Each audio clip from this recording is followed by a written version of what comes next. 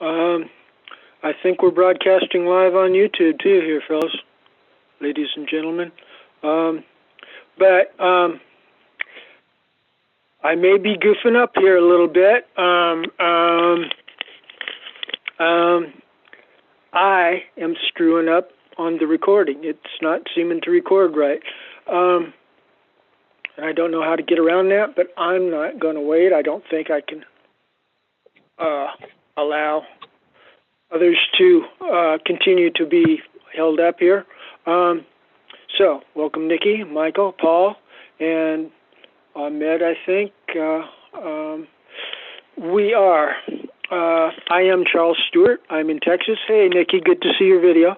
I am Charles Stewart in Texas, and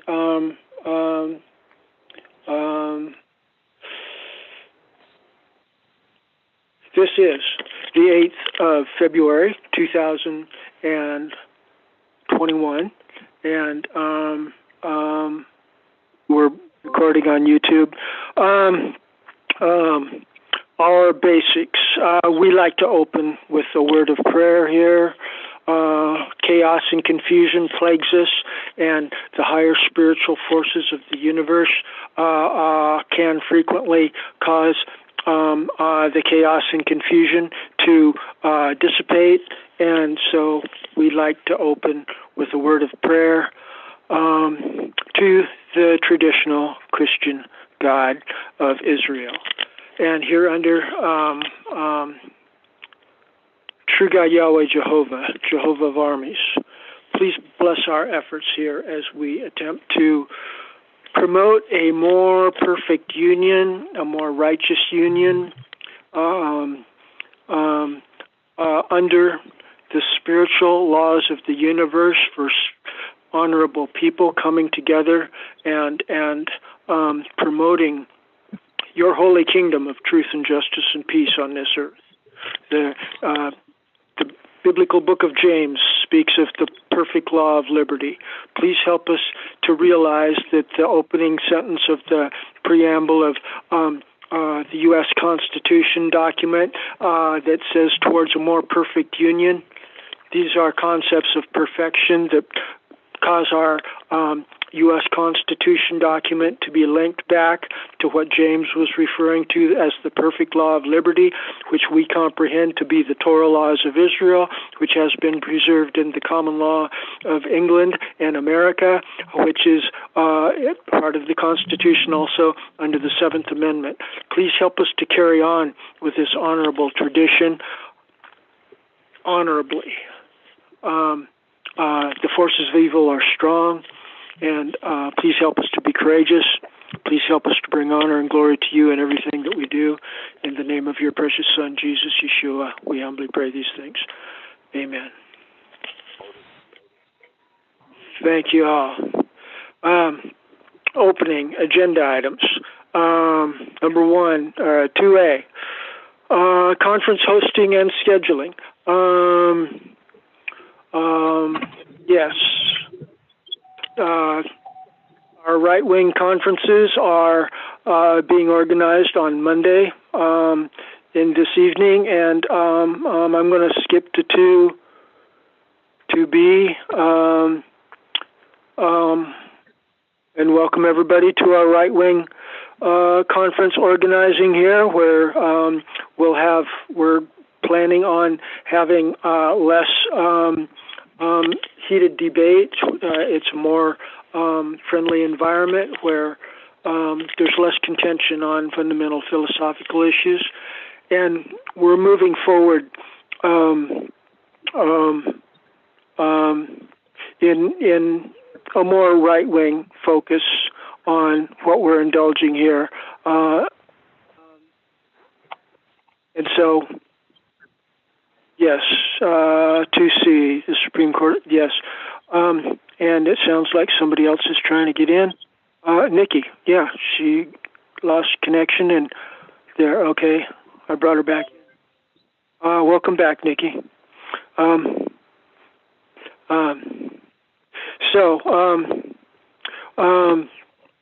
To start out, welcome everybody to our Monday evening conference for clear discussion, uninterrupted discussion for people inclined in a more right-wing conservative direction.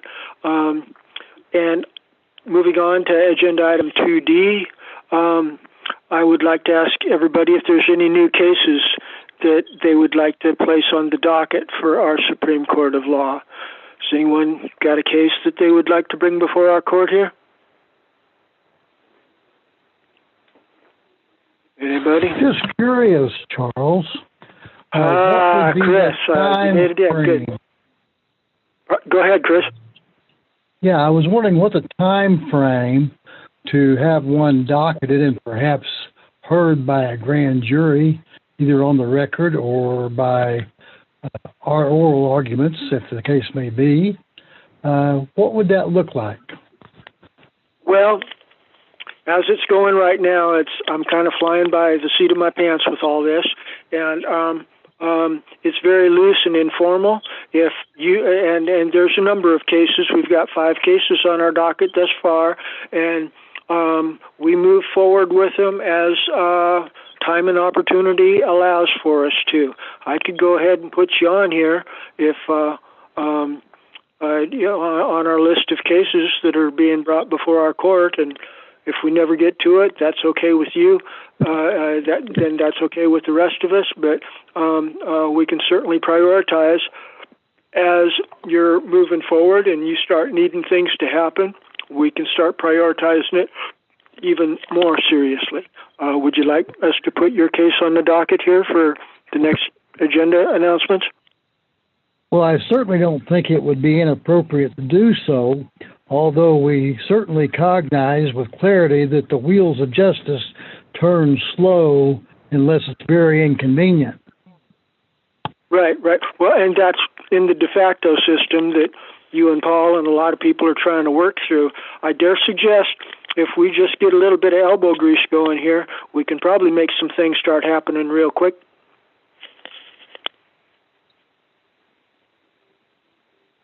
Does that sound good? Put me on the list then. All right. Sounds like a good start. We will start reviewing cases here. A little bit later item in our agenda here. Is there any other cases that anyone would like to bring before our court? Hearing none. Agenda item 2E, reports on gathering signatures for oaths of office documents and jury verdicts and any court orders or anything like that. Has anybody been able to gather any progress on getting signatures for any noteworthy documents? Anybody? Hearing none. Moving on from 2E to 2F. New items to add on next week's agenda. Is there anything that anyone would like to add to the agenda of next week? Hearing none. G. Here we will speak to current developments of the good work of Paul Nally of Georgia and of the right of our common American people to seek judicial remedy for criminal acts, especially through filing complaints with grand juries. Both Paul and Michael have been active in these areas. I'd like to ask Paul to open up the discussion a little bit, and then Michael, and maybe even Chris has got some stuff there with his grand jury focus. But Paul, would you like to give us a current update on how progress is going with your grand jury project there in Georgia? Well, thank you, Charles. And yes, there's not that much to update.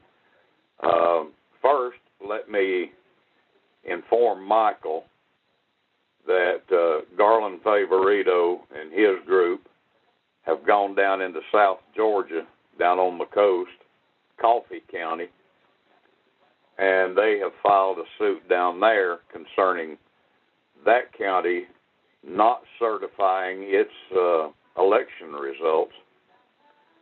So they just have filed that, and we'll see how that progresses. And secondly is Chris. Is he from out at Nevada? Yes. That's correct. That's where I'm at. Okay. Last year, let me sidetrack just a minute to Nevada situation. Last year, I had an opportunity to help a lady out there with a what we call here in Georgia a tenant holding over. And the guy that was supposedly renting the place criminally abused the judicial process. But when she tried to make, and of course I researched the statutes for her and made some suggestions, and she was following those in court, and she decided that she wanted to criminally prosecute the guy because of his attitude and his abuse of the litigation system, which she did not believe that she needed to be put through, and she was correct, by the way. Unfortunately, the judge out there did not want to hear her problem. Excuse me. Now, maybe that'll hold that one off.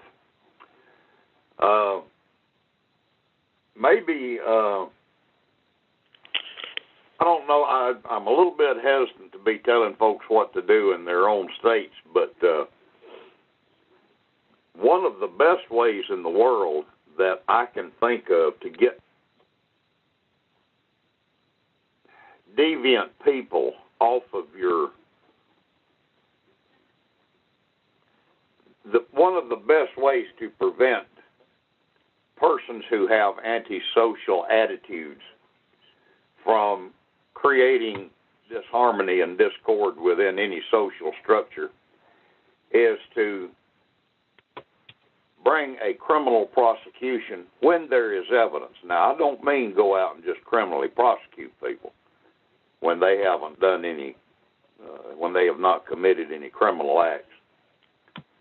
But when their conduct becomes so abhorrent that it violates a criminal statute, I find it reprehensible that any judge who has jurisdiction over both criminal and civil cases refuses to allow a petitioner to make a criminal complaint and consider it and consider the evidence. So basically the reason I'm mentioning that is Chris might want to think about that, might want to do a little research into his court system out there and see if maybe he might be having a problem with some judges and their attitudes out there. Oh, Paul, since you brought that up, I can tell you that this is probably one of the top 10 most corrupt venues. The state itself is a rogue state. They didn't have sufficient number of people living in the state to have petitioned for statehood, but it sought the particular interest of Lincoln and his re-election back at that time, 1864. So they, let's say, forced it through in spite of insufficient numbers of people living here to petition for statehood. Notwithstanding that being a long time ago, I have had more, it's like they absolutely are targeting conservatives and law-savvy, non-bar pro-pers with a vindictive, hostile, retaliatory, discriminatory, class-based animus, hatred, and loathing, I can tell you without any equivocation whatsoever. They don't know the meaning of presumption of innocence, especially Chinese judges. They tend to not even look at your paperwork and rule against you and are openly biased in the court working with the prosecution against you from the bench as a co-prosecution tag team. So your counsel is well taken and advised, and that is precisely the reason I am working so feverishly on a criminal affidavit information and indictment for public corruption for this federal grand jury here in this state, although I do know the federal grand juries pre-qualify all the grand jurors to be U.S. citizens, which creates another conundrum for those of us who have removed ourselves from that burden, as myself. No. I have a pact. Go ahead. Pardon me for interrupting, but if you have repudiated the prime contract and withdrawn yourself from that constitution that is a contract, then you are still entitled to the basic constitutional rights. Let me give you a hint. When you go read your United States Constitution or your state constitution, watch for the catchword person or persons. That word does not mean a citizen only. It means any living, breathing human being whose feet are inside the geographic boundaries of your state. Hear, hear. So watch for that word persons or person. And you will find that even though you are you may be a national rather than a citizen of the state of Nevada.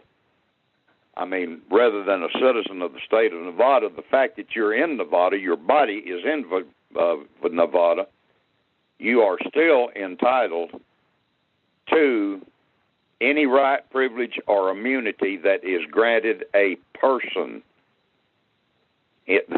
whose body is in that state. Now that's just I certainly concur with your premise, and I know that you're exactly right according to the law. However, when you're dealing with a lawless group of black-robed priests of Baal who are judicial terrorists and activists, as they are here in the Ninth Circuit in particular, there is a hit list out here, I can assure you. It might be nationally, across the whole U.S., I'm pretty sure they're keeping this judicial hit list and bar hit list in the different states because they are vindictive against anyone that infringes on their ability to plunder, rob, and rape the people under their pretext of representation. Okay, then, Chris, let me give you another little heads up. Under federal law, acts of the United States Congress, you can leave Nevada for a vacation of, say, a couple of weeks or so, and drive maybe up to the state of Washington, or go to Idaho, or go to Wyoming or Kansas. And you can you can petition a federal grand jury there and show them the evidence of corruption in Nevada, which violates federal criminal statutes. And that grand jury in that other state has a choice. They can either notify a federal grand jury in Nevada of the criminal allegations that you have brought and turn the case over to them, or that other state's grand jury can return indictments against the individuals whom you're accusing in Nevada, and then they can send those indictments to the district court in Nevada, and they will have to be prosecuted. Now, if I might inquire further to that point, I actually have a change of venue request Fortuitously, though, the proper venue to send it to would be the Federal Appeals Court in California, which creates its own set of issues due to the corruption in the communist state of California with Newsom over there. They have changed some judges up prior to Trump. Whenever he left office, he shook it up a bit and dispatched some different judges. They've gotten rid of Navarro out here, although the one that's come back I'm not sure is any better, because the corruption here, the money here from gambling in the state, I have had my home stolen by a corrupt judge because they had the audacity of placing me on the terrorist watch list under the USA Patriot Act, which is 10 United States Code 2358. It says that in the Patriot Act, in the bottom of the first section, I think it's parenthetical C, that if you're pendant in a prosecution indictment for domestic terrorism, they can deprive you of all due process and substantial justice under their so-called FISA courts or FISC courts, as the case may be, because of the presumption of terrorism. However, they aren't supposed to be using those FISC courts domestically. However, I can assure you they are. Okay. I'm inclined to agree with you. I don't personally know of any such case, but I have heard rumblings. But permit me to help you understand something else about a federal grand jury. And the case law for this you'll find in charges to juries by Chief Justice J. 17 and I'm sorry, I think it was 1793, but it's Chief Justice Jay and Justice Story. Those two are recorded in the federal reports as having charged juries, and both of them make mention of the fact that the juries are the judges of the law. So if you've got a statute, a federal statute, and I have one myself, actually I've got, one constitutional provision that is not being honored. And if I can get to a federal grand jury, I mean to make the issues known to those grand jurors. And you could do the same with the Patriot Act. And furthermore than that, if you can show that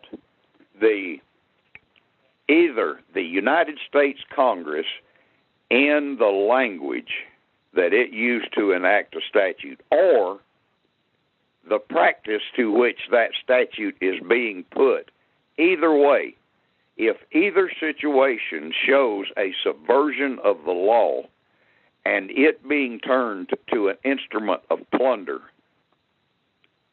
by federal and or state authorities, then they have committed violations under 18 U.S.C. 241 and 242, and a federal grand jury has the power to make that decision and indict those federal officials.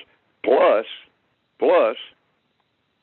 they have the authority as judges of the law, which is not an authority given to any Article 3 judge, then they can tell the United States Supreme Court that this law will no longer be enforced this way in grand juries in the federal judiciary. Now, that's, if you want some idea of what kind of power they've got, that ought to be a bit of a light shining on the situation out there. And keep in mind, you don't have to change, and when it comes to federal law, you don't have to change the venue out to the communist state of California. You can go to a good republic like Nebraska or Kansas. In fact, I have a case that I docketed just recently in Oklahoma City, in the Southern District of Oklahoma, as it is, on a private grant of land-made patent on a theft by the state, the county, the tax assessor, and so forth, because the grant preceded the state's formation by 14 years from Hoover, or I think that's correct. No, not Hoover. Hang on. I should be able to tell you the name of the judge that's on there. Maybe I'll think of it before we get through. But I have the land patent on it, and I have defended one of these cases before successfully down in Arizona, and prevailed, and they had to pay about 6 or 7, maybe 11 miles of road, I think it was, they had to pave to say they were sorry getting caught being criminals and stealing private grants of land made patent. And so, well, congratulations. Well, yeah, that was quite a little coup d'etat. I also here I beat a felony rap on an allegation that I had resisted an officer with a weapon. Again, I was using the Castle Doctrine, stand your ground law, and other aspects of the law that I'm pretty familiar with. I'm a former multi-juris law enforcement professional. I didn't retire, but I worked in several different venues, including Oklahoma, U.S. Army Military Police, out here with the Metropolitan Police and the Gaming Control Board as an enforcement agent. So I'm not without some experience, but I've certainly found that because I know the law, now I'm older, they think that when you're old you don't know anything, and that doesn't necessarily hold true. I think everybody on this call pretty much attests to that even though we may not be young and full of vim and vigor, we still have our faculties pretty much in order, and keeping them exercised as we do keeps us fully functional and able to recall things on extemporaneously. Thank goodness. Amen. Amen. Well, okay. Now I apologize to the rest of the listening audience for not. I may have taken a bit too much time there, but to jump back now to Georgia, I can tell you that officially nothing has happened. Because the grand jury, the federal grand jury down here in Atlanta meets on Tuesday mornings. But, and I almost hesitate to say this, because I've had it happen before, and the first time it happened, it was not a good result. But I have been assured that there will be a United States attorney visiting the grand jury tomorrow morning on our petition. So that means that tomorrow the grand jury should know that we are standing there at their door knocking. Now, what it's going to mean, what the result will be, I don't have a clue. I'm sorry. You know, Paul, I have quite a lot of awareness of what's going on in your state, and have been following this election theft very closely myself. Bill still had 2 interesting releases of his information. I can even give you the numbers of them if you're interested. But basically, he was outing the fact he was on with Jody Genova and Victoria Tonsing, who are pretty astute in law themselves. But his expose today that is relevant to this conversation is that William Barr, a.k.a. Guillermo Barrios is his true family name, was the first Attorney General for Joe Biden in Delaware. He's Jesuit trained, or Jesuit as the case may be, and he was compromised from the very get-go. He is deep state, and I don't know that I've revealed it on this call before, but in the 1.4.4.000 on the U.S. Attorney's Manual on usam.gov is the U.S. Attorney's ethics, so-called, and integrity questions. And on about page 20 of that, it tells you that the secret, they don't use the word secret, they call it the Senior Executive Services. I put the secret appropriate in front of it because they were not supposed to know about it. But that's where it comes from, is the 30-year or more DOJ high-level attorneys who have been career bureaucrats, or rats more accurately, who are the ones who are 25 or 600 of them that have left the DOJ that still hold these high esteemed positions as so-called deep state controllers of the administrative agencies. I even had the occasion to, I think I mentioned that I was on the terrorist hit list as Hot 10 TW8, discerning that hot means to kill on sight, 10 means you supposedly, hypothetically want to kill or murder judges or police, and hot, the TW means you're on a terror watch list, and the 8 means you're hypothetically, supposedly suicidal. This has nearly got me murdered twice by egregious abuses of mass deadly force. But more importantly, to the Bill Steele videos, he basically added that, like say, that he was compromised to the max, being Joe Biden's first Attorney General back in Delaware when he got into politics, I guess as the governor of Delaware regionally, as I understood. And this is just so beyond the pale because I even made a phone call as a private advocate to the DOJ's office, taking issue with the fact that Bill Barr and his entourage at the FBI had criminally withheld material evidence from the American people by holding back the laptop from hell from Hunter Biden and pointing out that they had tampered with the elections themselves and deprived the American people to be fully informed and transparently made aware of the corruption there.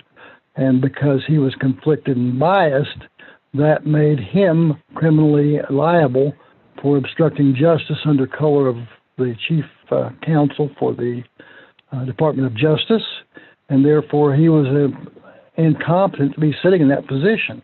And it wasn't too awful long after that phone call was made that he resigned. Chris. Okay. Gentlemen, this is an enchanting discussion, but it's kind of a rabbit hole, and we do have an agenda here. Thank you. I'll shut up because that is the latest update from here in Georgia. We're waiting for tomorrow to see what happens from that. Thank you. All right. I apologize. Just in case, here's those two numbers of Bill Steele. It's 3475 and 3498. They're fresh ones from him, in case anyone wants to look into that. But the corruption around the country and the judicial system and the Department of Justice and the FBI is beyond the pale. With that, I'll leave it, and thank you very much. Well, don't go running away quite so quick. Yes, the injustice in the court system is beyond the pale. That's an understatement. And that is why we are assuming, I am promoting our organizing as a Supreme Court of Law for the USA, because I have frequently articulated that the U.S. Constitution established a municipal form of government when it got away from the Articles of Confederation, and that really caused us to go backwards. But it's open-ended. See, the Sixth and the Seventh Amendment and the First Amendment, these amendments all work together, and the Second Amendment, they all work together to allow the people to, quote, responsibly self-govern and form our own communities of responsibly self-governing people. And we've got the judicial power, and we can slowly, methodologically, strategically start considering issuing arrest warrants for these criminals. Okay, this is where it's got to go. They're going to continue to bend us over and have their way with us until we start moving against them with force. It's the bottom line, and we've got the lawful authority to do this. The constitutions were written on the presumption that people in the municipal government will not be engaging in blatant criminal activity. Okay, when they're routinely engaging in criminal activity as they are, we've got the right under the Constitution to move from common law jurisdiction. The Sixth and the Seventh Amendment clearly gives us common law jurisdiction. It's also part of the First Amendment under religious liberties and freedom of speech. We've got this authority inherent in the people. There's numerous phrases, legal citations that say all power is inherent in the people. And we've got the right of citizen's arrest. Everybody knows that. Well, if we've got the right of citizen's arrest, then we got the right of citizen judicial process also. So, there's light at the end of the tunnel here, Chris. I know you're suffering some personal, serious, nasty abuses, but both you and Paul and others, I would like to encourage to put cases before our court, like what Chris, you've agreed to do here now. We can start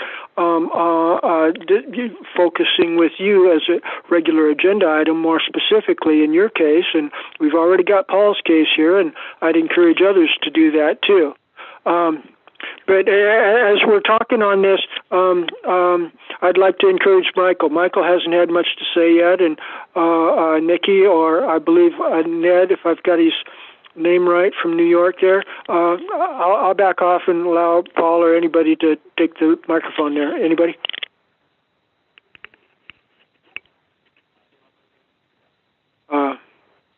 Michael, Paul? I would make an observation. Chris was wondering about bringing his case into your court, and you know, if he were to do that and then also go into a federal grand jury somewhere, then the findings of your court and your conclusion, your findings of fact and your conclusions of law would be an enhancement to his case as he is presenting it to a federal grand jury. Now, Chris, I need to ask you this. Are you going to be the one standing in the place of a government prosecutor with a grand jury, or I know you will in this court, but if you go to a federal grand jury, will you hire an attorney to handle that aspect of your complaint, or will you do it? Well, the way I have perceived what I've studied, Paul and others, is that technically I think that the government is required to provide assistance of counsel to non-represented individuals going before the court. However, no one is... Go ahead. Excuse me. That is if you are an accused. Now, as I understand it, you're going there as an accuser. Yes, I'm going under the Private Attorney General Act of 1976, putting on the cloak of the law to adjudicate and to present the interest of the least sophisticated, the financially disabled, or otherwise incompetent in law to present their own cases. And in this case, go ahead. You're going under 42 U.S.C. 1988, then, right? Well, 83 and 88. This is the Bivens action, actually, but go ahead. Yeah, correct. Okay, I got you. Yeah, then if that's the case, you will be standing in the place of a government attorney. Yes. Okay.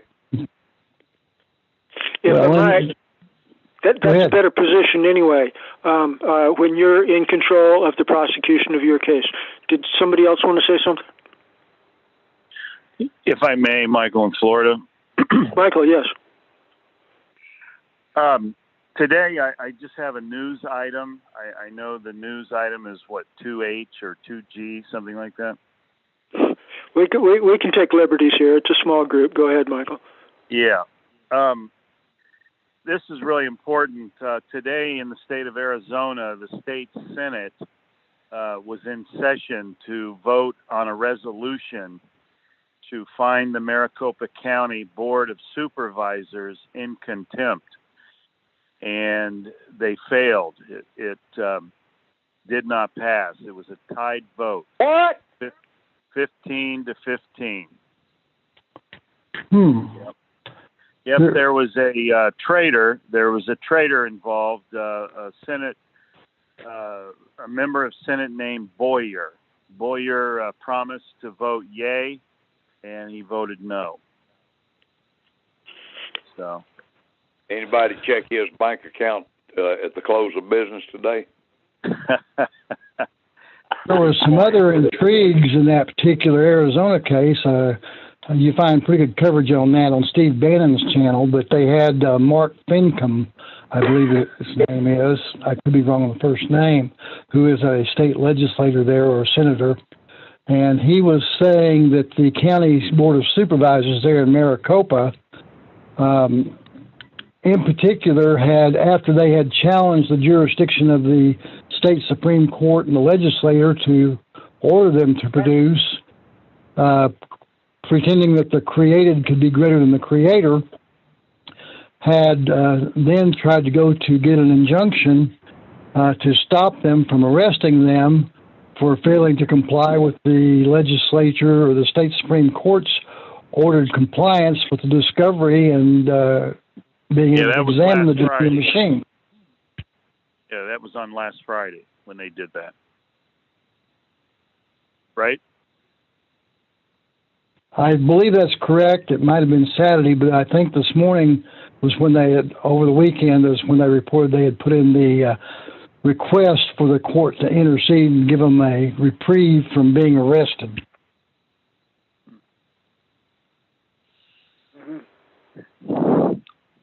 Well, it's unbelievable what's happening. There is no dispute in the fact that the Senate is a superior body to the county, and they should be obeying the state Senate, and they're not. And it's just more tyranny. We're in a real pickle of a situation here. And I just wanted to report that for whatever it's worth. I yield. Thank you, Michael. I'd like to share my 2 cents on that. I've been thinking about the Arizona case. Our past guest, Michael, that you brought on, and guests plural, that's a real interesting dynamic that you're tuned into there.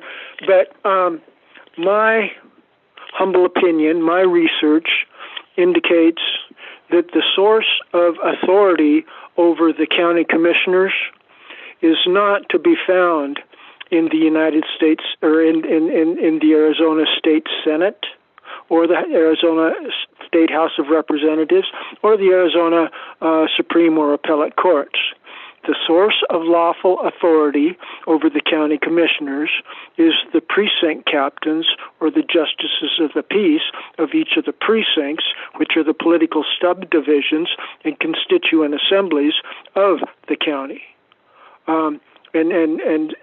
So if I do believe if we had the budget and the organizing efforts to get enough people in the county there, I believe it's Maricopa County, something like that, right, Michael? Maricopa.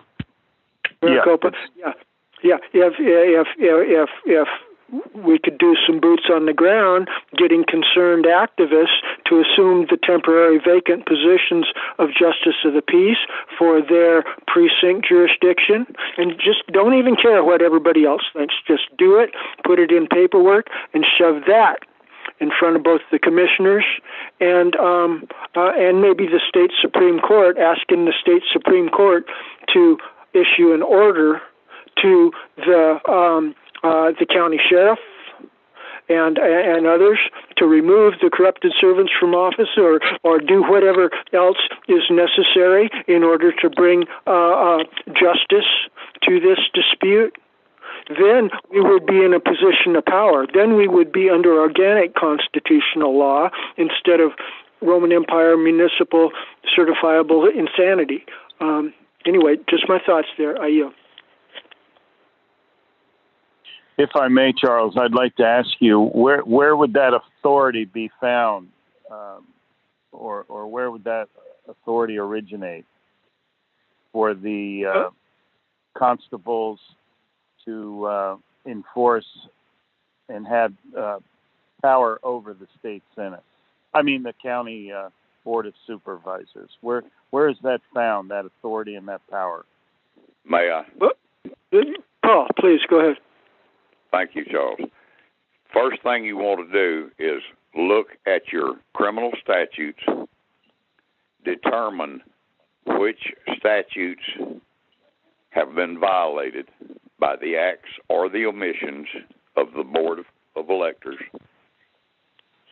and then look and see if the statutes of the state or the Constitution, either one, recognizes the power of a citizen to perfect an arrest, a legal arrest.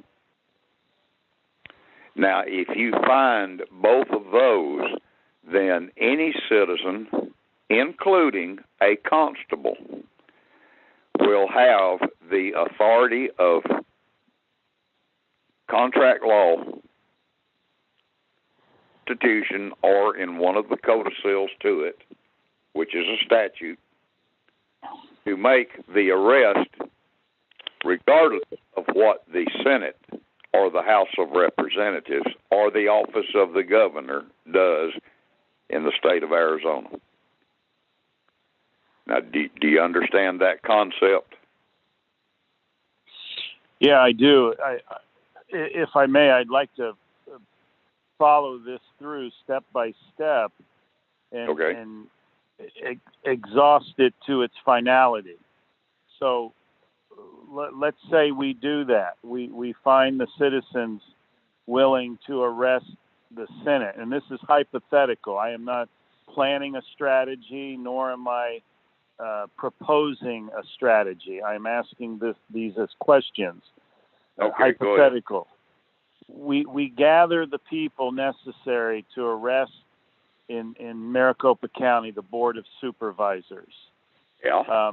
Let's say we have 20 men, and we start approaching. I'm sorry. Go ahead. Yeah, I'm agreeing with you. Go ahead. Oh, okay.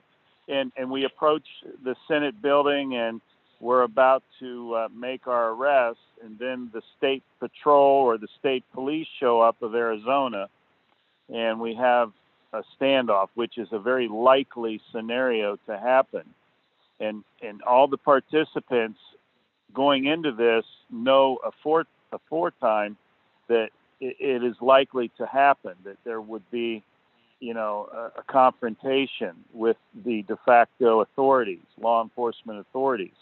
This is a problem that we're going to have to overcome in getting anyone involved to do such a thing. And I find this to be virtually impossible to do this, given the circumstances of all the arrests taking place from the Washington incident. People are being arrested almost every day all over the country for just being present at that event. So now everybody is aware of this and all these arrests going on, and fear is starting to, soak into the American people about getting involved in any kind of serious action, even if it's lawful. So, let's take it to the next step. I'd love to hear comments.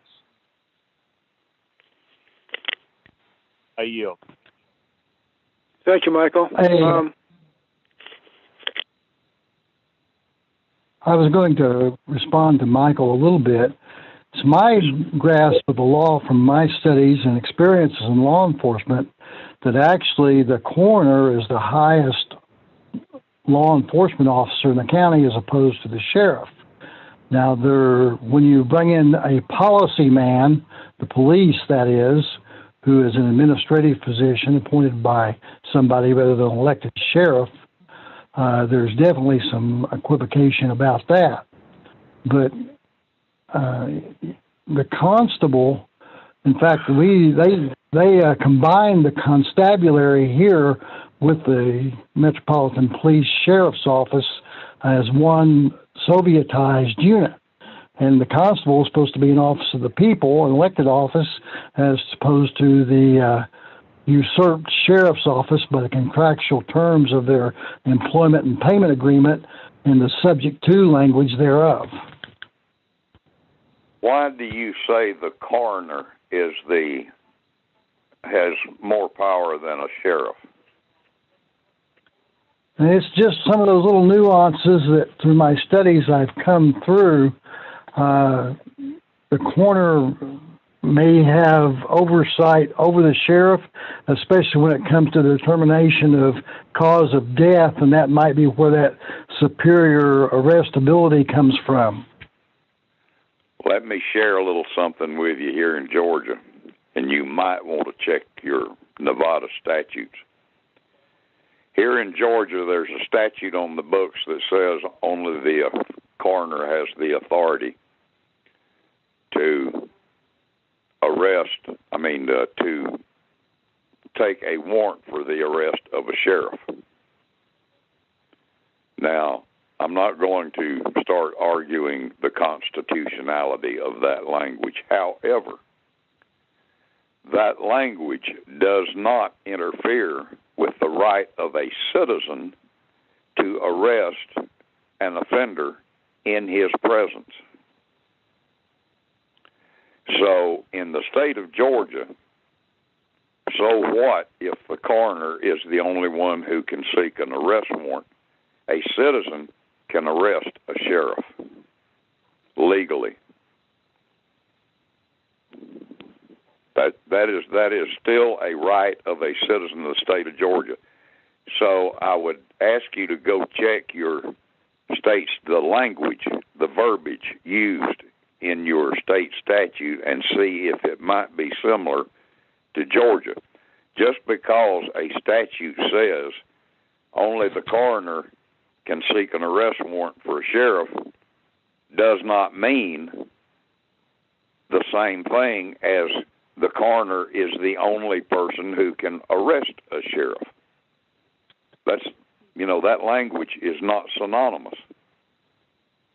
Well, Paul, I certainly agree with your premise. The power of a citizen's arrest is fundamental to the American system of law, and that truly, whenever they hire these mercenaries that masquerade as public servants because of the sheriff assigning away his true authority to the county commissions, ours, and the city councils and other so-called entity directors, and working subject to their whims, as the case may be, does not negate the power of a citizen's arrest, because we all know that the police really have no more arrest powers than a Walmart security guard or a common citizen.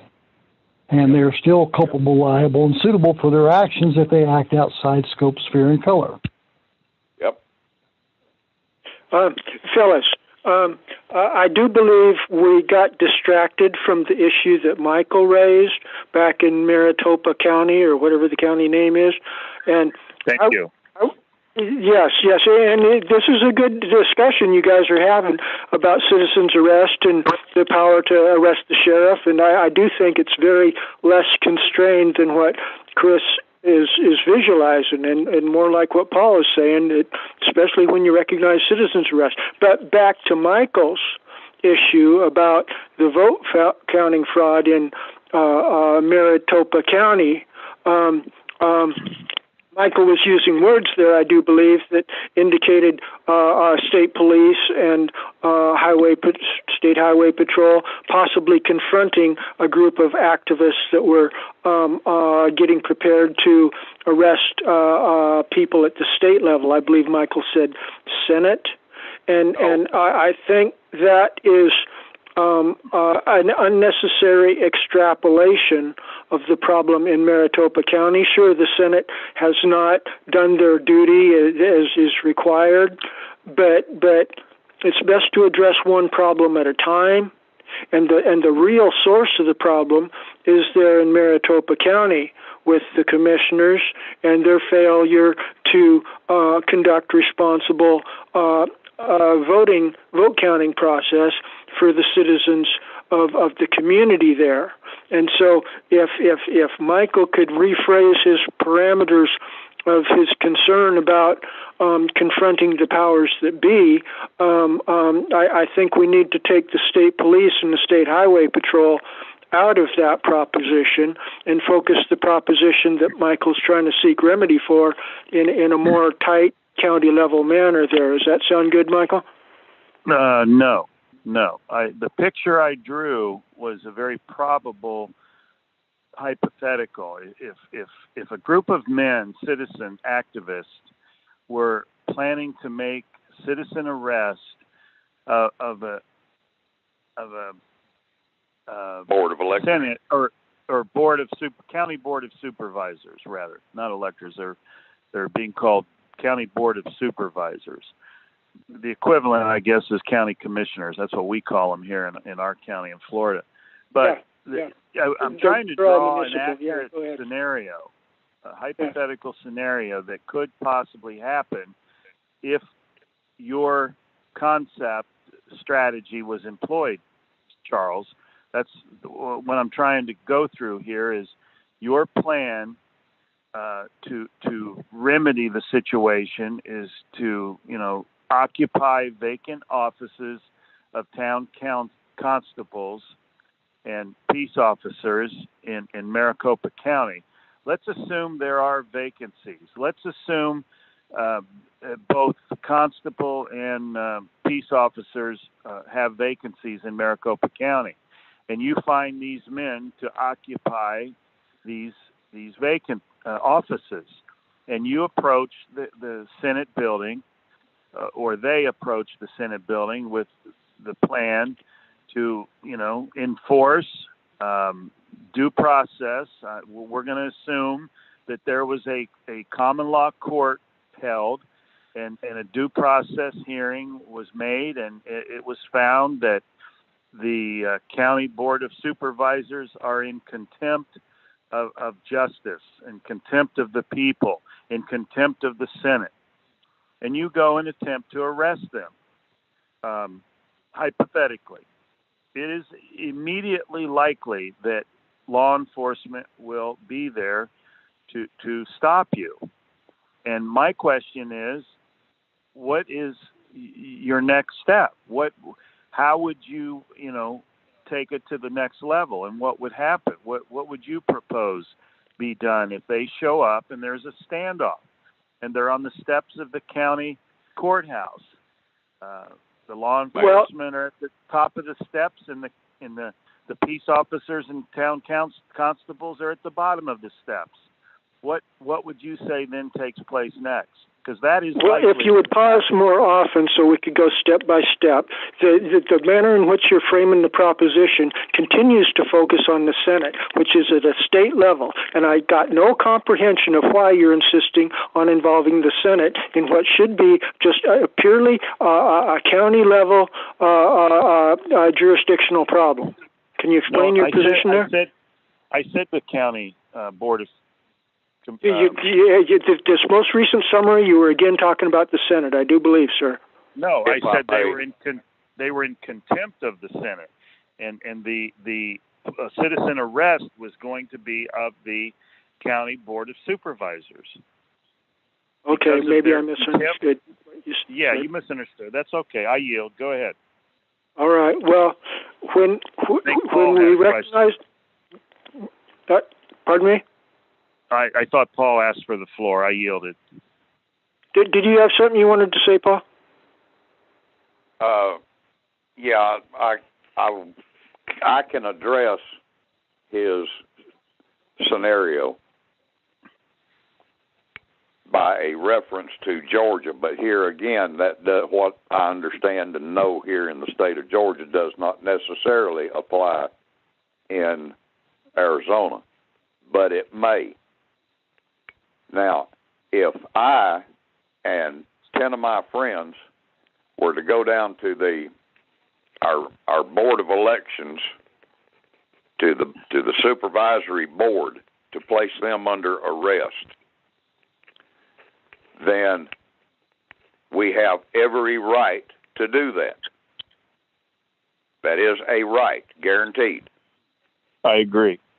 Now, here comes somebody, grabs the phone, they see us coming, they grab a phone, they call the local constabulary, and all of a sudden you got 5 state troopers and you got 10 county deputies and 20 city police officers storming to the front of the building.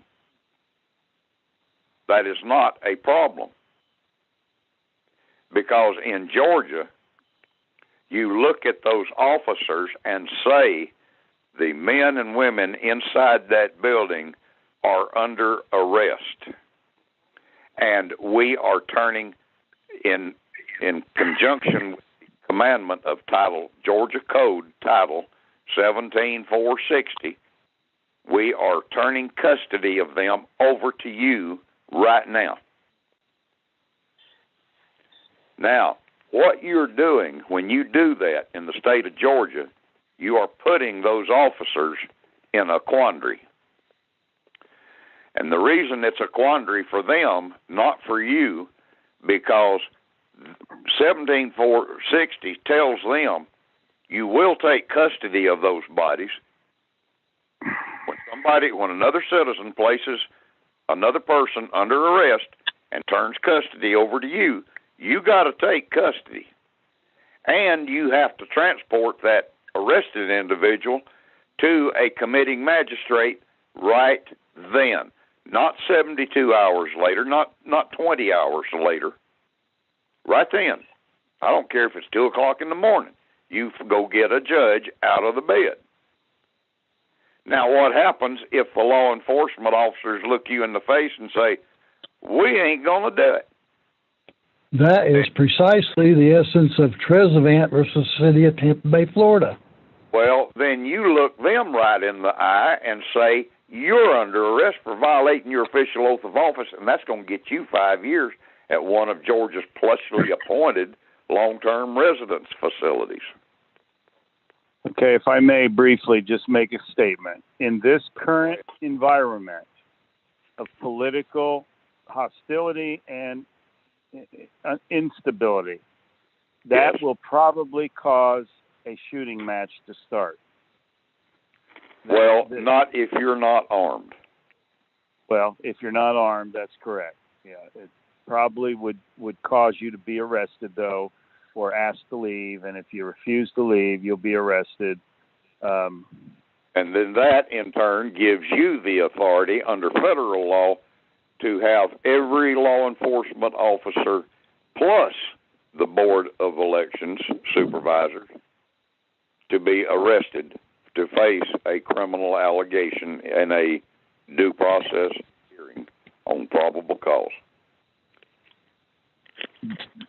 Can I jump in?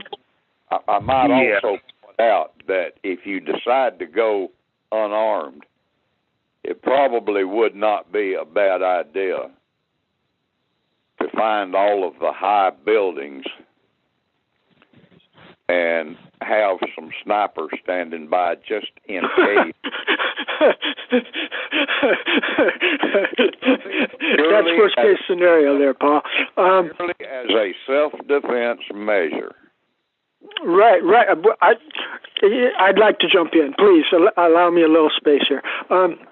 I love the way you're thinking, Paul, because, Michael, I don't think you have enough background in courtroom warfare that, like Paul and I have got, to know that there is reality under our American and state constitutions to the proposition that for every wrong, the law provides a remedy. That's a common law maxim. And if you follow your pathway far enough, you will have remedy, and that means you will have lawful authority to control the force of the state. I've read in recent conferences how rights are related to authority to control force. And when you've got a right that's being violated, you have authority to control the force of the state or the county. And 2 points, 2 main points in response to your question, Michael. And I forgot them both right now. Maybe not. The county court, okay? You call a session of the county court and you schedule it for the meeting of the county commissioners. Unless, like in Oregon, there's a statute that says that the county court will hold on the first Monday of every month at 10 a.m. And so that's really beautiful. But unless you've got some superpower statute like that, just generally provide a notice that you as a constituent member of the county, organic body politic under common law jurisdiction, you are calling a session of the county court during the time period when the county commissioners or supervisors meeting is happening.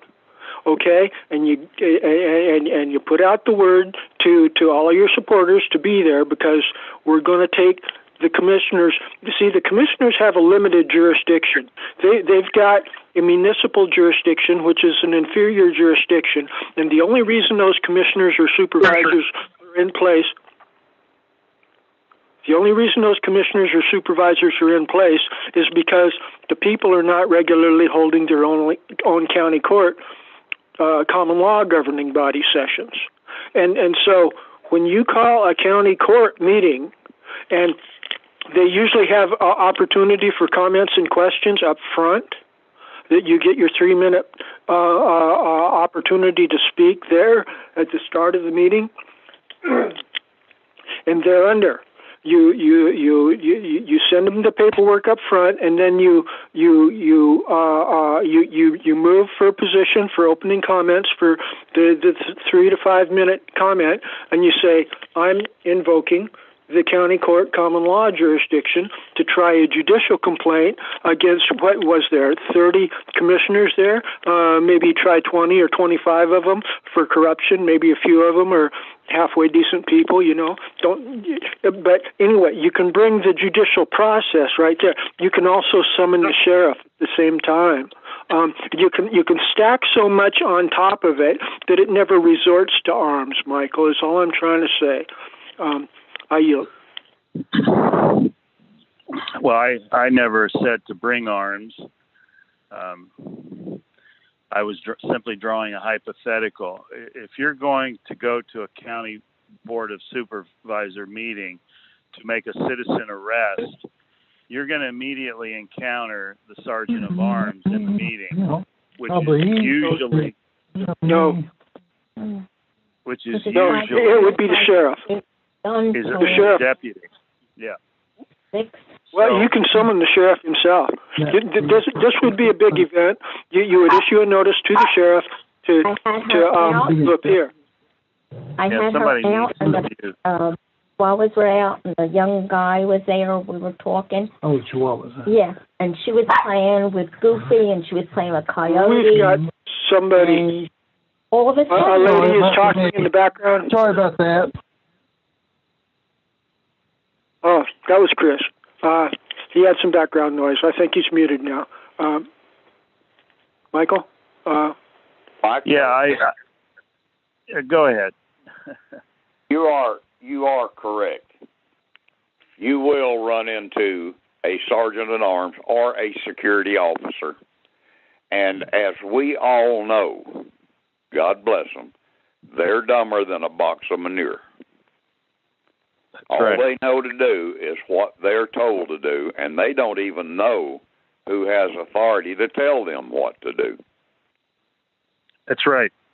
So you do have a problem there, but there is a possible solution in that you speak to the security officer first and inform him what is about to happen and that it is a lawful procedure. And if he has any question, he needs to call his immediate superior or the chief of police or sheriff, whoever his superior happens to be, or the county attorney. Well, most likely what would happen, he would call his superior chief or supervisor, and 5 or 6 more deputies would come running, armed. Yeah. Oh, yeah. That is a possible scenario also. And you very should likely. You should prepare mentally for these contingencies and be sure they are recorded some way, somehow, whether it's audio or audio-visual. Both. Have somebody secreted it off to the side with a camera or a cell phone running, taking pictures, movies, transmitting it to the cloud. But you know, there's ways to handle these things, and you can, and you know, there's a video on YouTube. I saw it a couple of years ago, where 2 guys arrested a city council, and they told them, "You're under arrest. Don't think about going anywhere." And they called the sheriff. The sheriff came out. Yep, y'all are under arrest, and I got to take you in. And that's what the sheriff did. Do you know what state that was in? Wisconsin or Michigan. It was one of them cold states. Okay. Where them boys ain't got nothing else to do except sit around and figure out who's screwing them and how to take care of the problem. Yeah, I just see this strategy of remedy is very dangerous and problematic, and will result in imprisonment. It is problematic. There is no argument there. Yes. But you have to understand that if you're going to go the distance and use the process, then you need to prepare for the eventualities that exist. And the best way I know to do that, well, there ain't but one way to do it, and that's to see that everybody in the county who is holding a public office is fully educated. Can I jump in there? I'm sorry. Paul, we've got a deeper problem. It's not a problem of education. It's a problem of corruption. Okay? They don't have lack of brains. They got malicious intent. They're part of the conspiracy to reduce us all to slaves. I would agree with you on about 60% of the cases. The rest of the cases involve men and women who lack the education and do not realize that they are being ordered or manipulated some way into subverting the intent of the law and turning it to an instrument of plunder. And that, by the way, is now a maxim in all federal jurisdictions and most state jurisdictions, that if you are ignorant of the law, then you are presumed to act with malicious intent. Malice and ignorance are synonymous terms in the law. I'd beg to differ with you there, but I'm not here to argue that point. I'm just telling you what the federal courts say. If you're ignorant of the law and you don't comply with the letter of the law, then you are presumed to act with malice. Yeah, that's the municipal jurisdiction.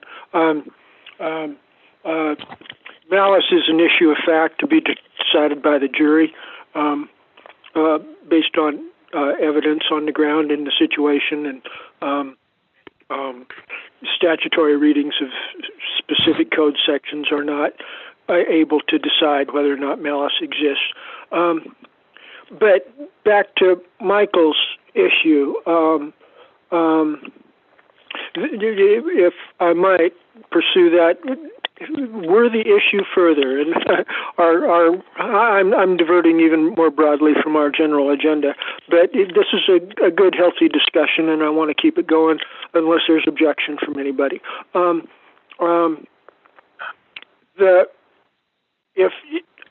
Michael, if there's sufficient paperwork produced up front asking, like the sheriff, if he's got any objection to our prosecuting a citizen's arrest, or assembling the county court jurisdiction, and a whole lot of paperwork up front can reduce the actual risk of our people being arrested right down to 2 or 3%, because they flounder in intellectual debate. They are unreasonable people. They're like a bunch of ducks and pigs, waddling around and quacking and oinking. They cannot reason in a collective logical manner. They cannot follow a chain of logic or reason in the light of the parameters of constitutional law and statutory provisions. Okay, we've got them outgunned. And Paul was saying, like, 60% of them may be malicious. That would leave 40% that are basically good people. And when you call a county court assembly, and especially when you're packing it with people that are supportive of our position to get accountability in response to the vote counting or whatever else may be of concern, then our numbers would be increased from a mere 40% to probably reverse it to where we would have 60% in the audience in support of us, because we are the ones that are talking logically and reasonably. Their only mode of response is by despotic power. They're going to pull out the cops or the mindless drone sheriff to try to bully you. But when the words come out of your mouth and you make light bulbs go off in people's heads, as modern insights are capable of producing, then the game shifts. The concept of governmental corruption is not a new and innovative concept. And when you lay the foundation correctly, I do believe that all the tools are at our fingertips to take the power away from any board of county supervisors or commissioners, and that includes the ones there in Maricopa County, whatever it is. I yield. Yeah, that's Maricopa County in Arizona. The problem I see with this proposition is the vast majority of the people are sheeple, they're ignorant, and they're not courageous. So we have a deficiency in character that is widespread in the critical mass. And this is the enigma we find ourselves in. People can be encouraged and courageous when they are in larger numbers, like what happened on January 6th. But it needs to be, bridled. It needs to be managed. It needs to be organized methodically.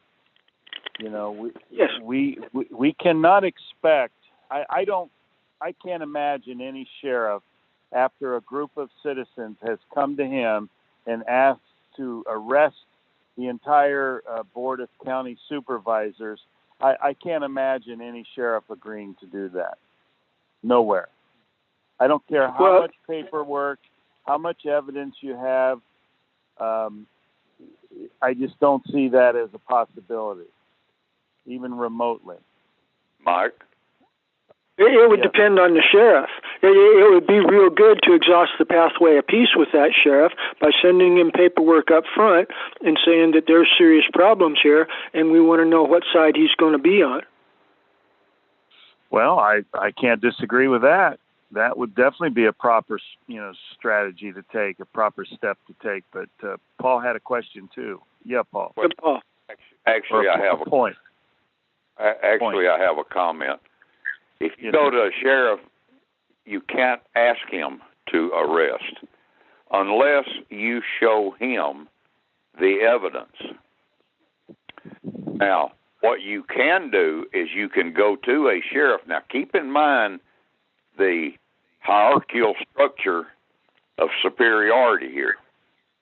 When you as a private citizen, you go into, or you and a group go in to see the sheriff, and you say to the sheriff, we have evidence that John Doe, Richard Rowe, and Jane Blow all committed criminal acts. We are going to place them under arrest, and we are requesting of you to provide the officers necessary to take those persons into custody and transport them in accordance with the law, which means take them to a magistrate judge.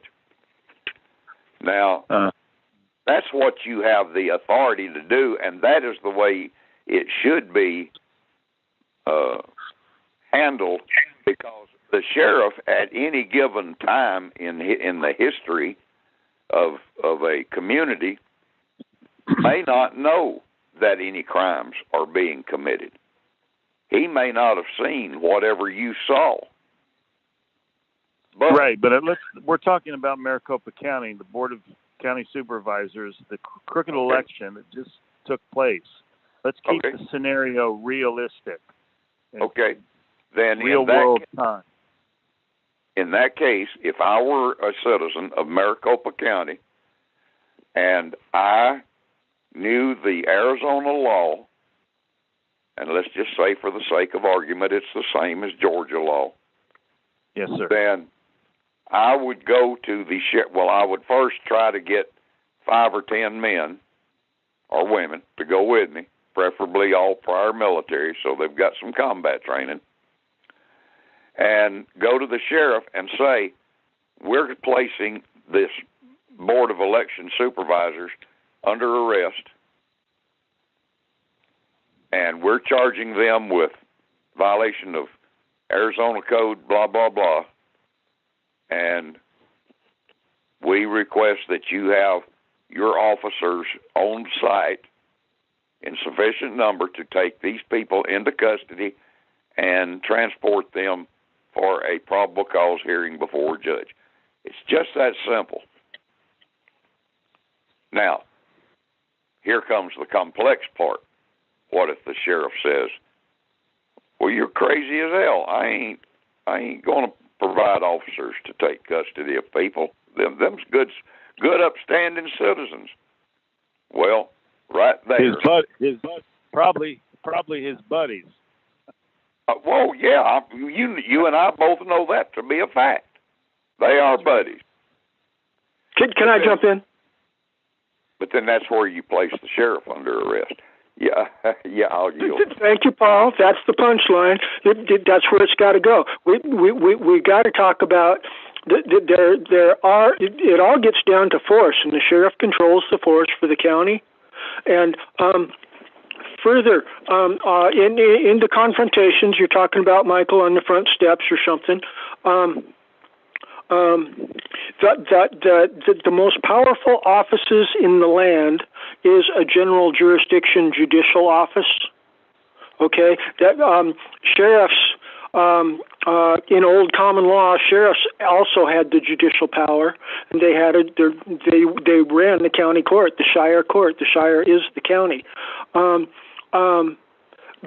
under modern impressions, the sheriff does not exercise any judicial power. He's just an executive officer. And there's Oregon and other statutes that indicate that when a judicial officer has a case before his court, and this would apply in one of the precincts in Maricopa County. Thank you for clarifying that for me in my notes. If you've got somebody that can posture, that knows a little bit of the language of the law, to assume temporarily the general jurisdiction judicial office of either one of the precincts for the justice of the peace, or even for the county court, the county judge. Either one of those vacant offices could be assumed temporarily, if you'll follow me here a moment. And at that point, on the front steps, when the sheriff and his deputies are confronting you, or in the court session, in the commissioner's meeting, when they're confronting you, if your point man, your judicial officer, declares that he's got a sworn criminal complaint before his court, and in his judgment, that sworn criminal complaint establishes, quote, probable cause to form the belief that a crime has been committed, unquote, and thereunder a warrant of arrest is justified in issuing. It is warranted. Warrant is warranted there and justified. There, at that point, the whole scenario turns.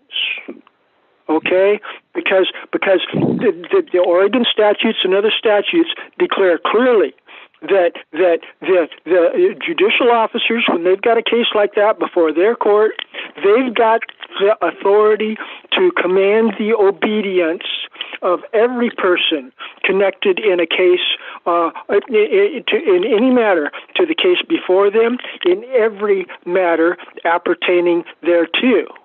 Okay, this is how it works. This is the sovereignty down at the precinct level in the 100 courts that our entire constitutional system is built upon.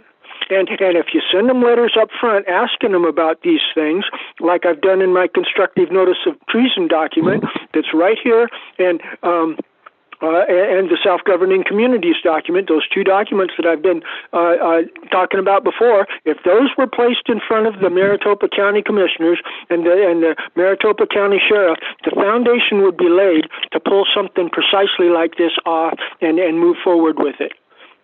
We've got the moral high ground and the legal high ground, and Paul's 40% or 60% there would reverse in our favor. And sheriffs and cops, they're peer pressure sensitive. They'll only do things when it is clear that they have some kind of color of legitimacy. When you take all of that away from them, then the cops are going to stand back and let you and your constable peace officers take control of the room. Yeah, I yield.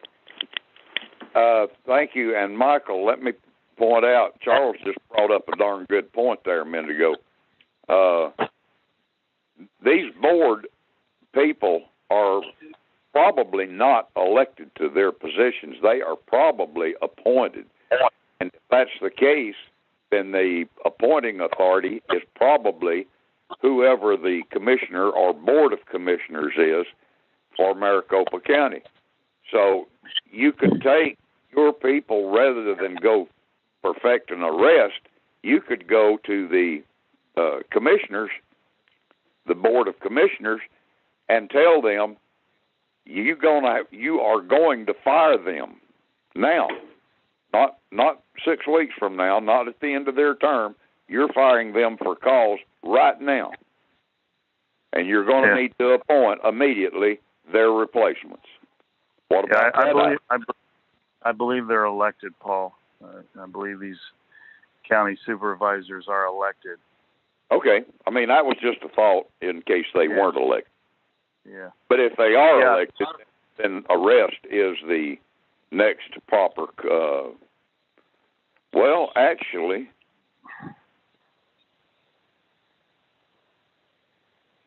now that brings up a question about impeachment.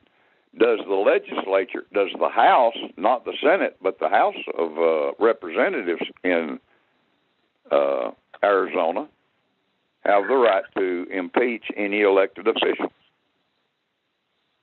That's a good question. Well, the reason I bring this up, and I am totally opposed to the strategy of arresting sheriffs or arresting county commissioners or county supervisors. There might be the lawful authority, but unless we get a large number of people to present this and demand it, I can't see how it would be wise to go forward with any attempt. But the likely scenario is approaching in Arizona, in Maricopa County, because after today's vote, and a lying county supervisor who had previously promised to vote yay, voted nay. And this is going to infuriate the people even more. So that situation is a perfect crucible to create a remedy of by and for the people. And I'd like to put you in contact, Paul, with some of the principal people out there that I've been associated with, including, I'll just see what I can do and if I can make that happen, because the problem is, I know, I'm dumber than I've used the analogy about some folks being dumber than a box of manure, and that's just how dumb I am about Arizona law. So I don't know that I can of any help to them. But you know the questions to ask far better than I, and I think you, as a former police chief and judge, justice of the peace, you would have a lot of standing with those people, and they would pay attention to you. And even, and you could make a presentation to them about a possible remedy strategy. Something outside the box. Yes, I could make suggestions for them that would, and probably make suggestions for them that would not include exposure to deadly confrontations. That's right.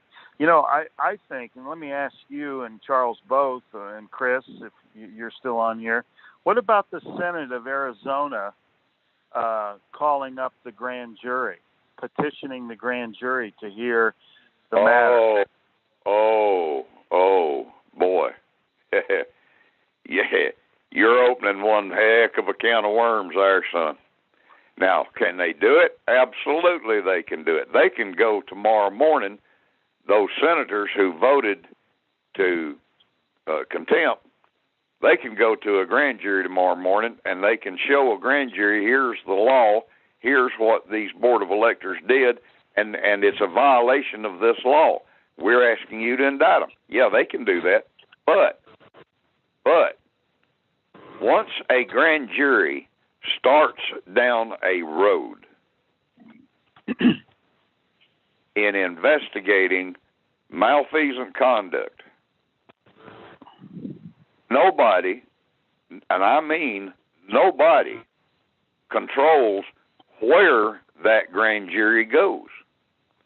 Because if they run up on a branch of evidence and it goes up to a Speaker of the House or a President Pro Tem of the Senate, and who's going to stop them? Nobody.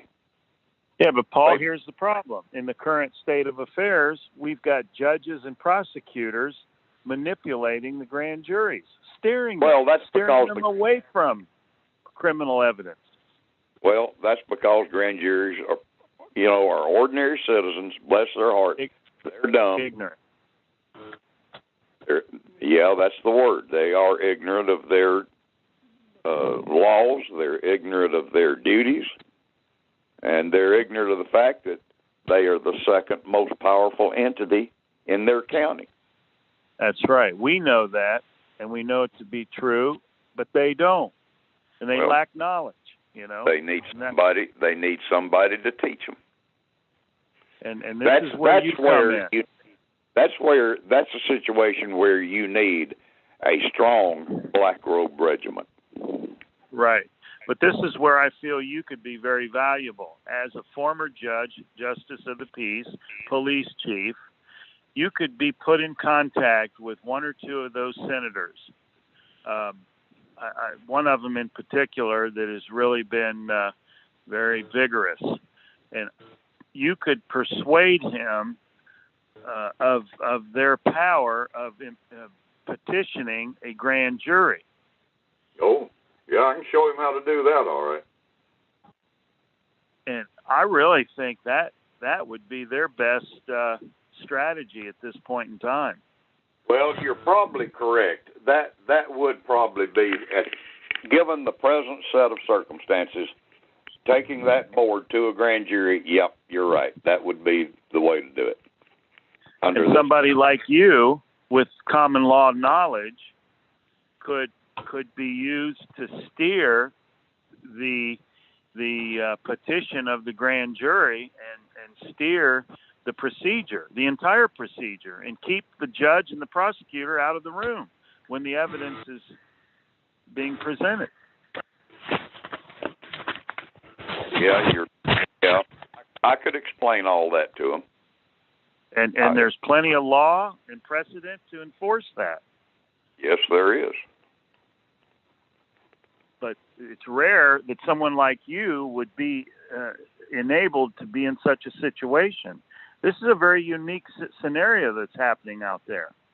And I think we could really take advantage of this and leverage the situation in pursuit of justice, transparency, freedom, truth, because we've got the will of the people out there behind it. That whole state, especially Maricopa County, those people are furious now after what happened today.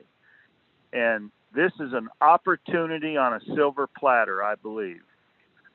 Well, it may be after today, but you'll have to get in touch with some of those folks out there and see if is their politics more powerful than their devotion to the rights, privileges, and immunities of their neighbors. That's what it's going to be. Right. I just got a text from one of the main activists out there in Scottsdale, and they say there may be some hope. People are meeting. I'll let you know if I hear anything good. So that text just came in 10 seconds ago. We'll turn around and text him back and say, I hope they're meeting with the grand juries.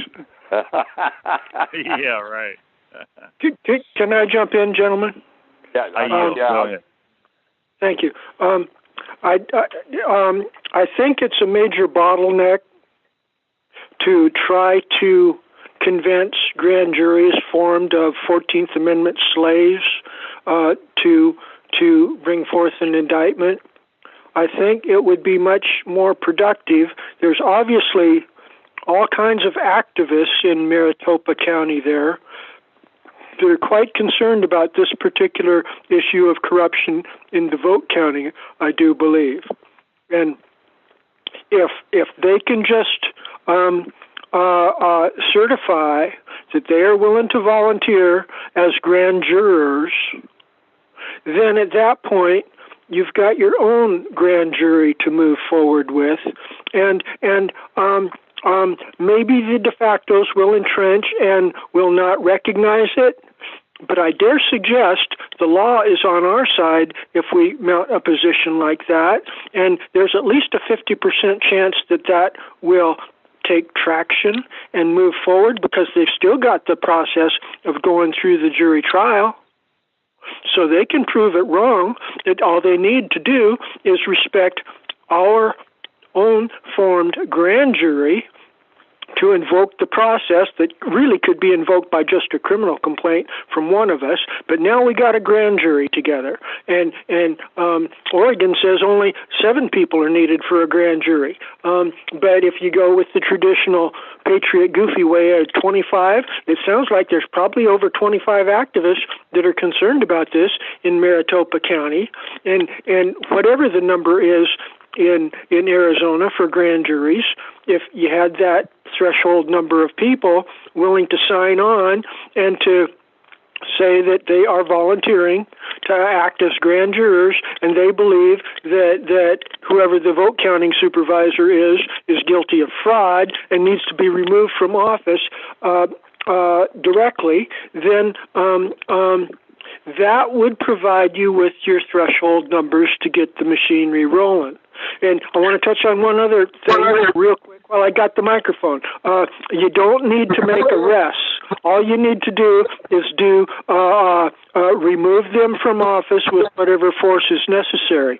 That's not as potentially violent as moving for arrests. We were talking earlier about doing the arrest thing, and we don't need to do that. All we need to do is have sufficient force to remove them from their offices and maybe even the sheriff there. So that's 2 different points. I yield.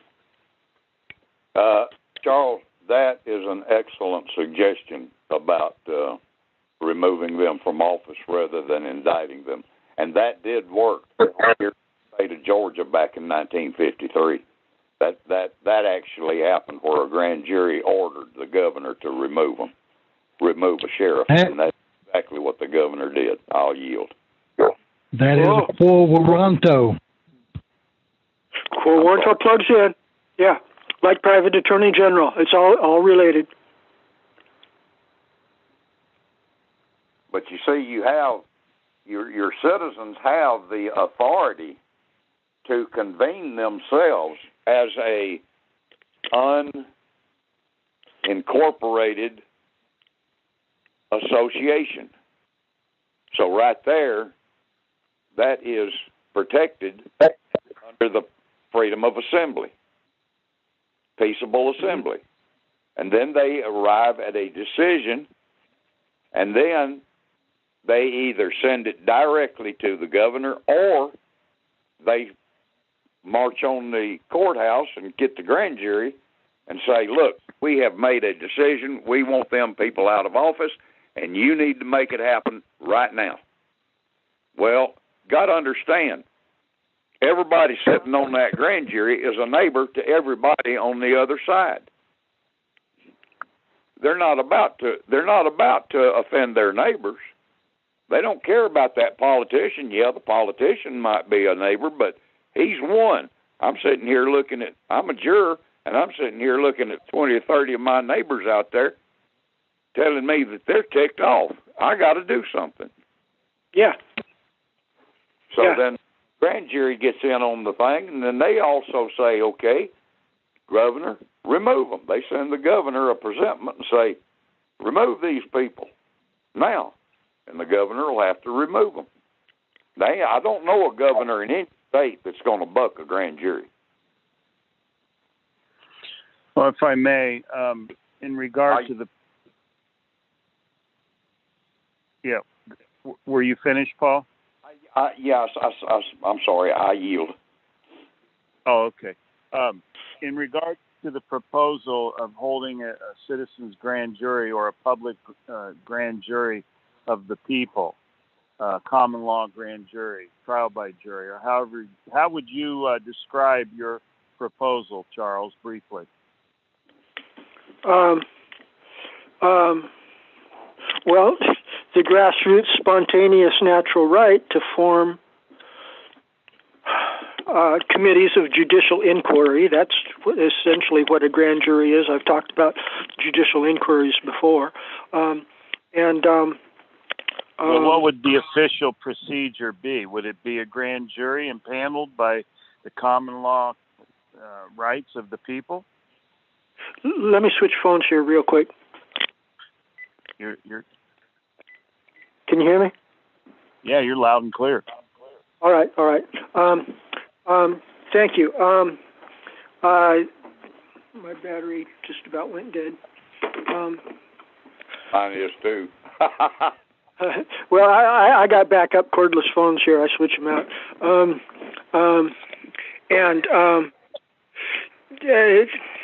I'm sorry, Michael. I lost the essence of your question in my phone switching. No problem. What would you call your particular strategy? The idea of impaneling a grand jury of people under common law authority. Would you call that a trial by jury, a grand jury inquiry? May I? I would call it. I'd call it a judicial inquiry. Inquiry. There's a number of different phrases. There's latitude there for packaging the wording in manners that are most strategic to the cause of justice. Yeah, I like the inquiry label. That's non-offensive and very digestible. Now, what would you call the procedure, the process? What kind of a process would it be? Would we hold a court? Would we have a conference? How would you propose that meeting take place? Well, if you've got somebody willing to assume a judicial power, yes, you could form a court right there. You could form a county court or a precinct level court interested in county business. Absolutely. Yeah, I have no problem with that. Totally agree. And you would do this under common law authority, correct? Correct, 100%. May I make a suggestion? Yes, go ahead. Just so everybody is on the same page out there in Arizona, just call it a common law court of inquiry. I agree. That way everybody understands, the statutes of our state no longer apply. We have suffered a serious breach of contract between our board of electors and our state senate. We have had a breach of contract, and this is the remedy we are going to use. And, hey, it's the people that's making that determination. Who's going to argue with it? Also, Title 18 U.S.C. Section 1346, failure to provide honest services. Thank you. Thank you. I'd forgotten all about honest services. Yes. So we could hold this court of inquiry, common law court of inquiry, by the people of Arizona, Maricopa County, and let's say we have the process and we have conclusions and findings of fact, and they determine that yes, those county board of supervisors have violated law. They're in contempt of the law, in contempt of the Senate and the good people of Maricopa County, and their arrest should be made. Yes. We then do what? We take that. Not their arrest, their removal, their immediate removal from office. Okay, and what about the ballots in the machines, which is what we're after? Well, that will be for whoever gets appointed or elected after them. Yes. And I can't disagree. I concur. So they tell us after we make these conclusions and we make a presentment of our findings, they refuse, because that's likely the scenario. They refuse what?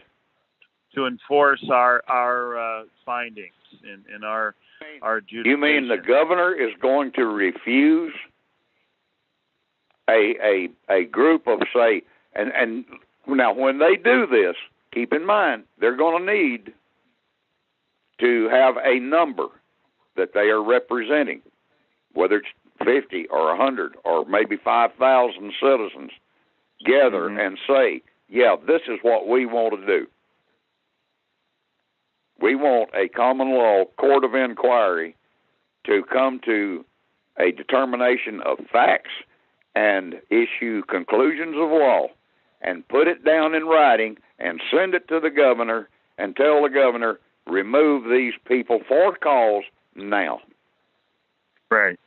Governor's gonna say no. Well, I think that's a very strong probability, but yeah, you're right. It could happen.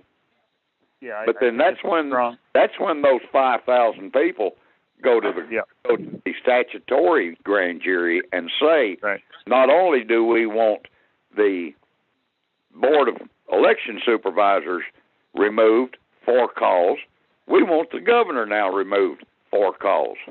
We want him indicted. Paul, next question. That's okay. How does that group get before a grand jury? You march down to the courthouse. This is where you put boots on the ground. Yeah.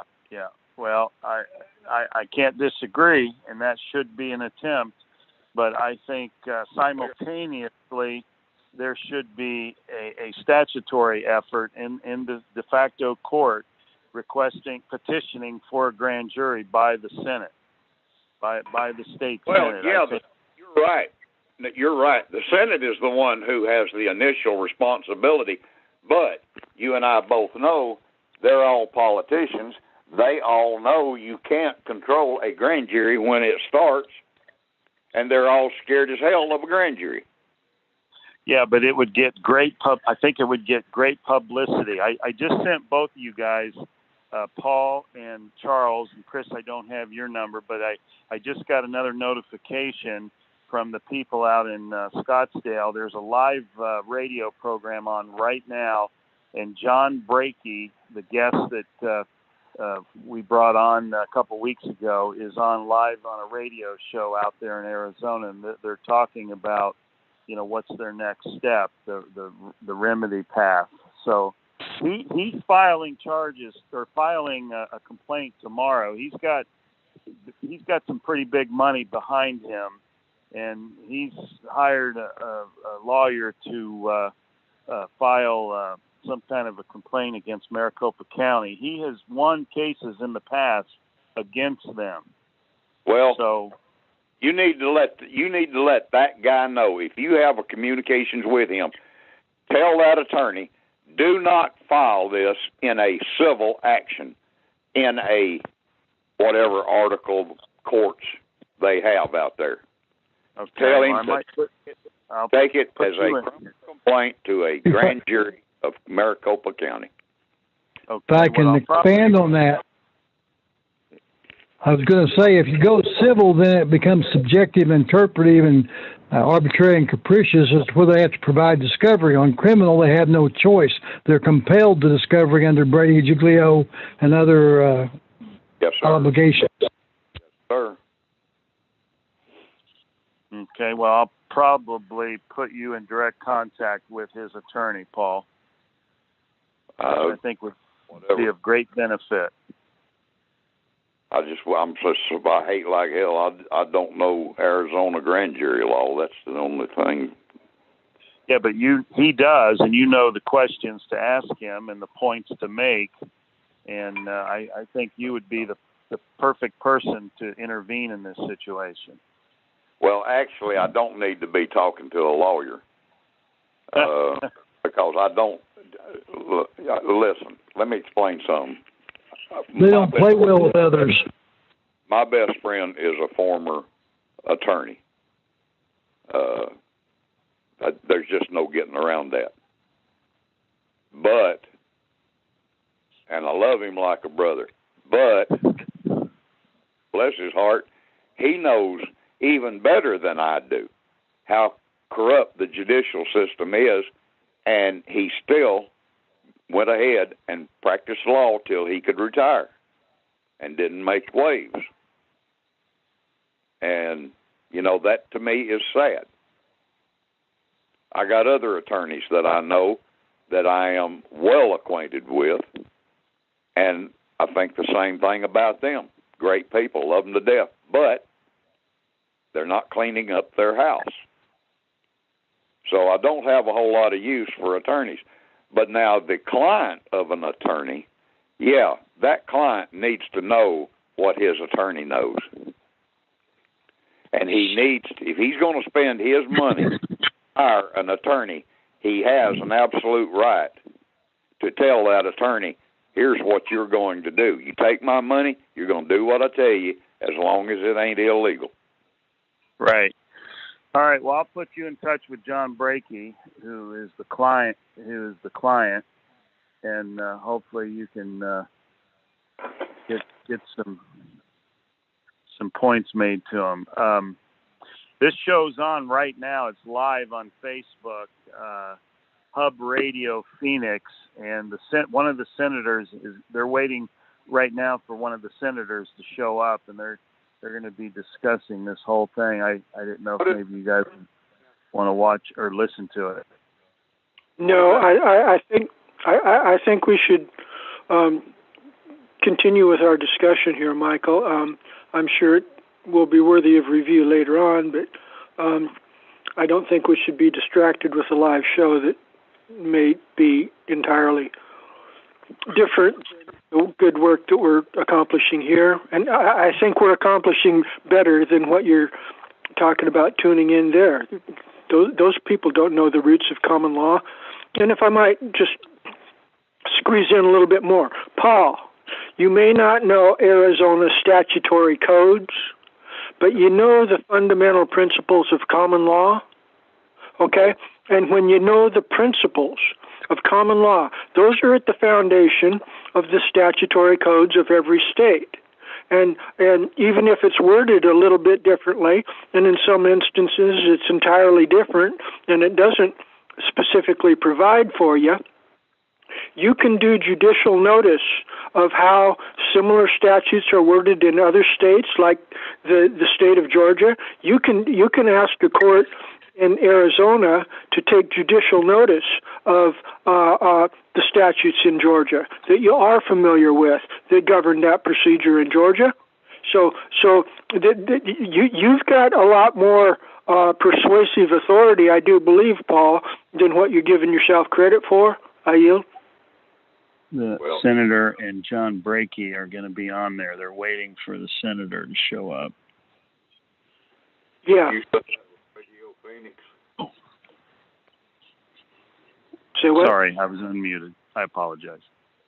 That's all right. Thank you. Oh, man. Well, I think I've run my mouth too much tonight. You're having too much fun, Paul. You're dadgum right. I thought you did good, Paul. I enjoyed listening to you. Yeah. Oh, Lord of mercy.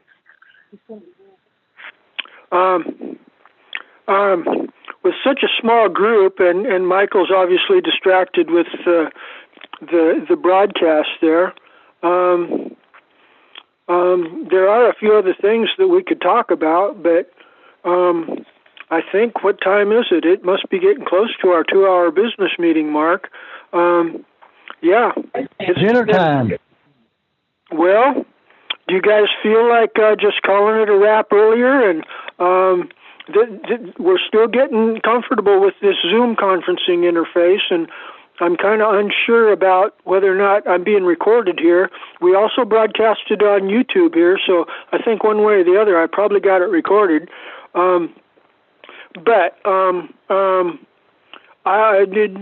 Is there any motions to do an early adjournment here and just call an end to the business meeting and adjourn the meeting?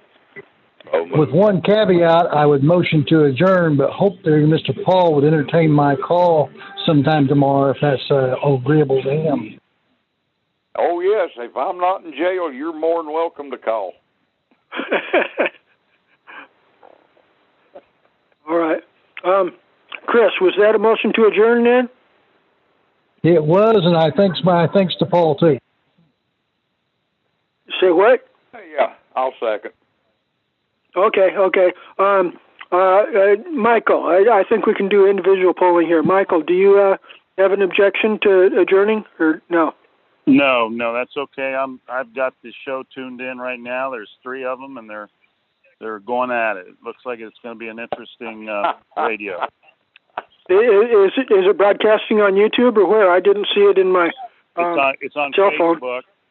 It's a video, on Facebook? and it's on. If I may respond and answer your question, it's on video on Facebook. I sent you the text that the people in Arizona sent me. The name and everything I sent you in a text. I sent it to Paul and I sent it to you, Charles. Okay, well, I do see something mentioning Facebook in the live broadcast, but I don't see a web link to where on Facebook. Well, there's no link. There's no link. You just got to go on Facebook, type in the name of the account, the Facebook, and if you go to the search button to Hub Radio Phoenix in the search, it'll take you right to it. Yeah. Radio Phoenix? Hub Radio. Hub Radio Phoenix. It's the text I sent you has the name of the Facebook account. You type it in the search bar on Facebook, and it'll pop up. It's a video, and there's 3 people in the video. Okay, I see. Hub Radio Phoenix, right? Yeah, whatever the text I sent you says is the name of it. Yeah, I don't have it in front of me. Okay. All right. Well, I think at that juncture, I believe we have consensus to go ahead and adjourn the meeting here.